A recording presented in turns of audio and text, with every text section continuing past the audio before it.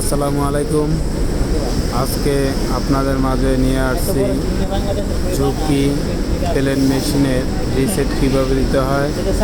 ঝুঁকি DDL 900A-S এই মডেলের রিসেট দেওয়া আজকে আমরা শিখব। তো আমরা প্রথমত কি করব, রিসেট দেওয়ার জন্য আমরা মেশিনের পাওয়ারটা অফ করে নিব। তারপরে ব্যাক স্টিচের যে বাটনটা AB এবং DC এই দুইটা বাটন আমরা প্রেস করে ধরে রাখব। এমনত অবস্থায় আমরা পাওয়ার অন করব। অন করার পরে রিসেট লেখা চলে আসছে। এখন দেখেন এখানে যে মডেলটা আসছে এই মডেলটা এই মেশিনের নাম।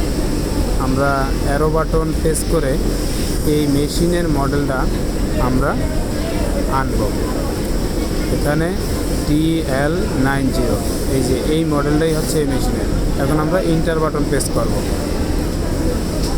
ইন্টার বাটন প্রেস করার পরে আমরা অ্যাস প্রোগ্রামে গিয়ে 96তে গিয়ে দেখব স্পিরিটটা ওখানে লক করে দিতে পারব।